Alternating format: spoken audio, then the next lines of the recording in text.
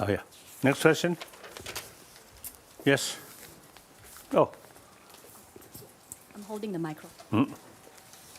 Your Holiness, so you talked about inner peace. You talked about religious harmony, and then it is that it's the heart that matters. So how could we? What do you think could be a systematic solution to teach empathy? Yeah. That's the first question. The second one is it's kind of related to Ms. Hai's second one. So I work in international development. So why I love my job very much. Sometimes I feel it very frustrating that to realize that the problem of the country, it's not because of its geography or like the availability in natural resources, but it's because of the institution of that country. So that means that the country it lays on the hand of a few people who are the leader of the country. So what can we, do you think that we can, we just need to like accept that that's the way things go and then continue going? Or is there a better way to speed up the process to make our community or to make the country a better place to live in?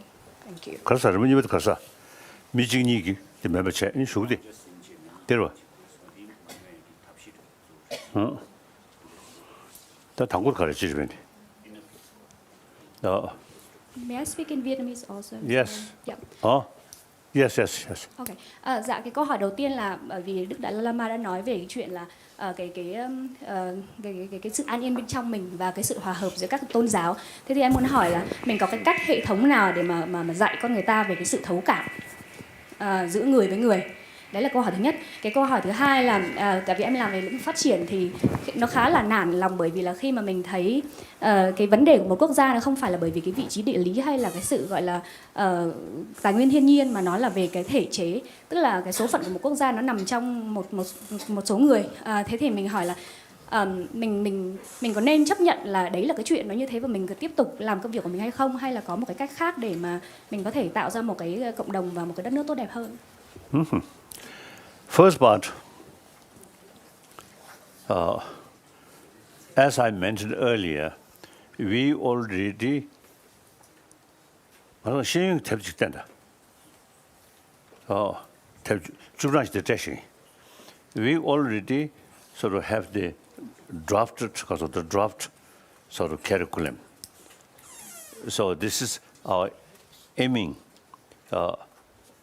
So I think firstly, I think in India, I think within this year, I think some school may carry that sort of what's the text as an experiment. And also in America, mainly Emory University, helped, this because of the paper, this sort of because of this draft. So they also is willing to carry some kind of the work as an experiment. So we'll see. Then second part, as far as socio-economy theory is concerned, I'm Marxist. So I'm comrade of Ho Chi Minh and also Chairman Mao Zedong. However, you see the system which carried by these communist states, too much tight control and secrecy and distorted information and censorship. You see, these practice wartime, these are relevant, wartime. So Bolshevik Revolution, at that time, civil war, serious civil war, and also from the West, little bit some threat from the West. So during that period, wartime, secrecy, merciless sort of tight control is something relevant. So then eventually, these practices become part of the socialist system. That's a mistake. So I'm Marxist, but I totally against Leninism.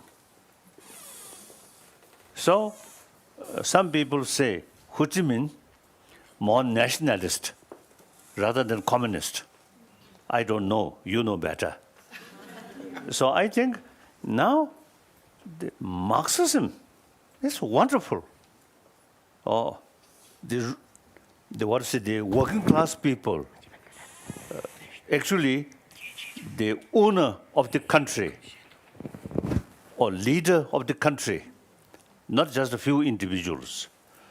So totalitarian system now outdated. So I think time passes, eventually some change. I think your country, Vietnam,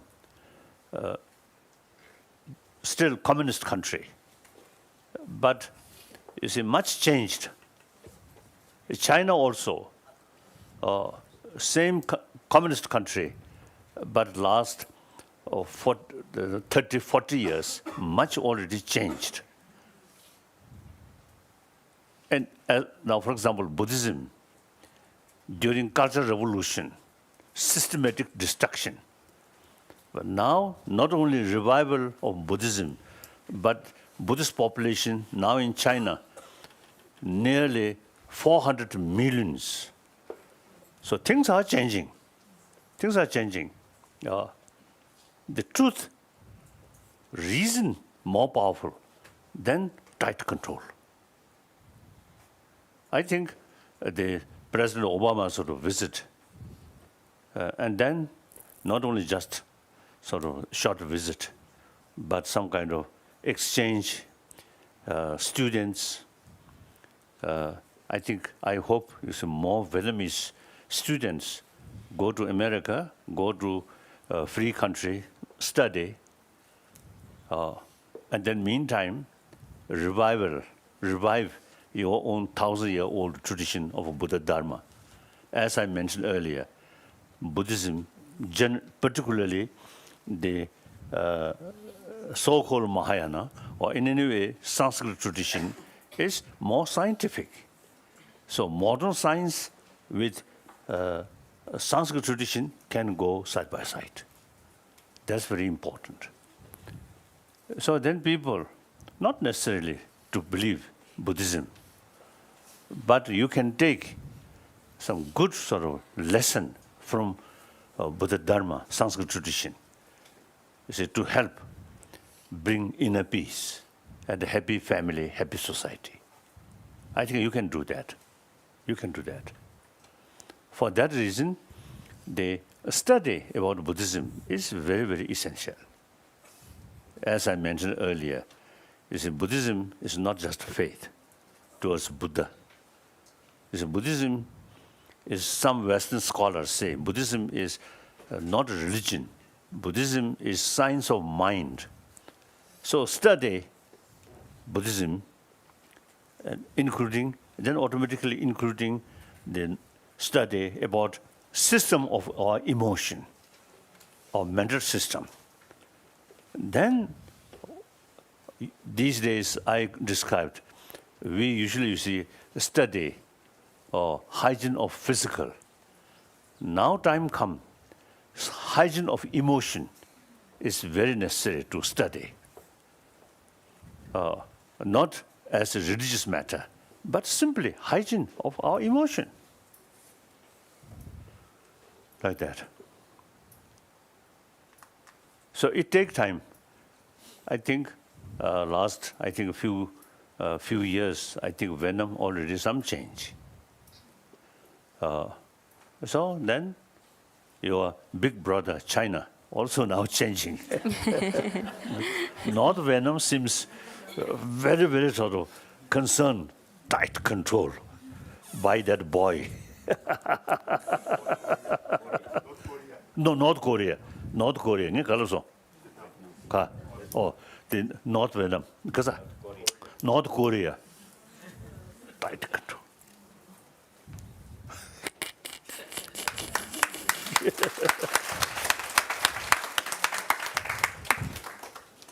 So you have, I think, the opportunity. Now, the good part of socialism, Marxism, keep.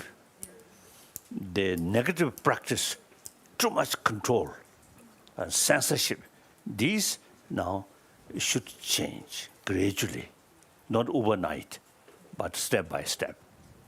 And the media people also have very important role in that respect. How many prisoners in Vietnam now?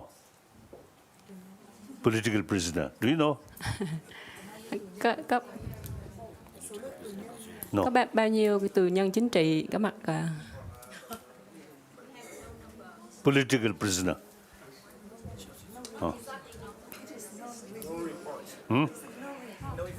No report. Secret. State secret. bí mật. And some Buddhist monk also is arrested. Isn't it? So like that.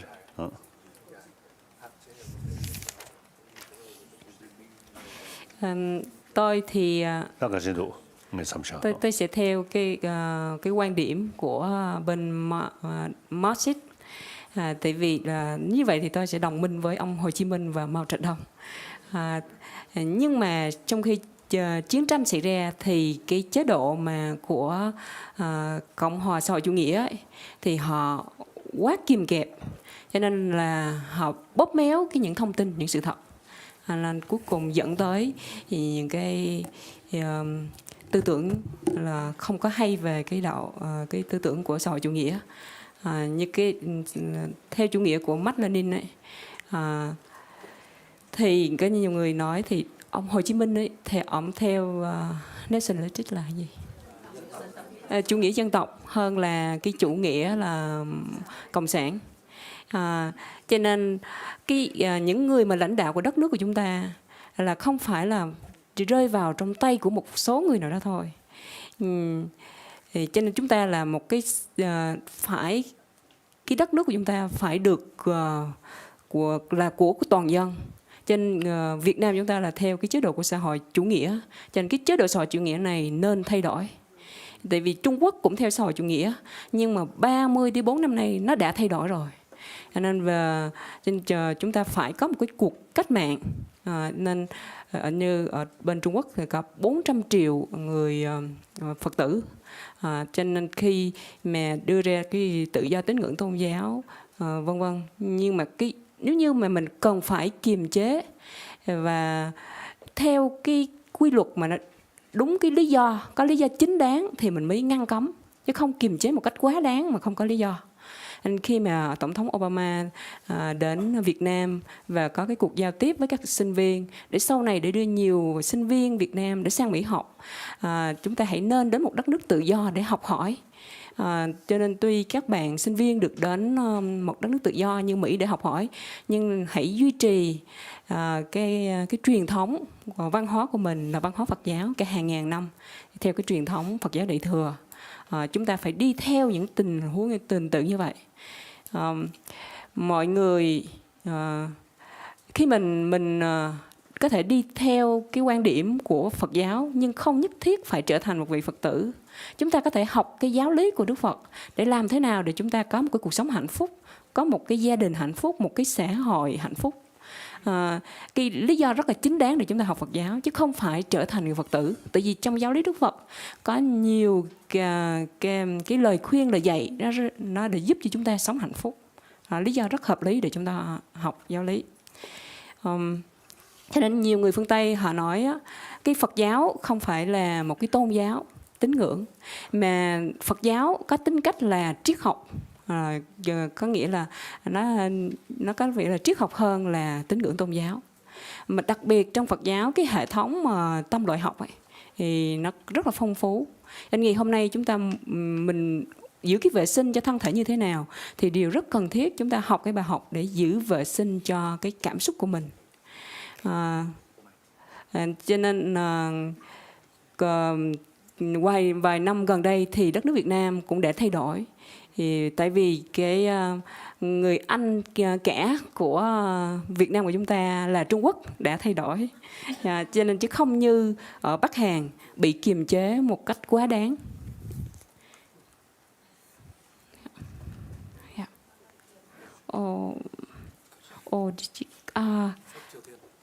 Bắc Triều Tiên. Câu hỏi đầu tiên là cái tôi đã nói cái hệ thống giáo dục ấy, cái hệ thống giáo dục là trên ở Ấn Độ là cái được áp dụng ở những trường học ở Ấn Độ để làm thế nào mà để đem đạo đức vào dân chúng mà không cần phải qua cái tín ngưỡng tôn giáo. Nên cái quyển sách đó sẽ được học và áp dụng trong những trường học Ấn Độ. Và ở Mỹ cũng vậy, cũng có cái bản thảo đó đang chuẩn bị để đem áp dụng vào các trường học, phải nói để giáo dục cái lòng từ bi với lại cái đạo đức mà không dựa vào các tín ngưỡng tôn giáo. Đó là câu hỏi thứ nhất, để phát triển sự an bình trong tâm thức, nội tâm. So, now thank you. I think now see you again tomorrow. Yeah.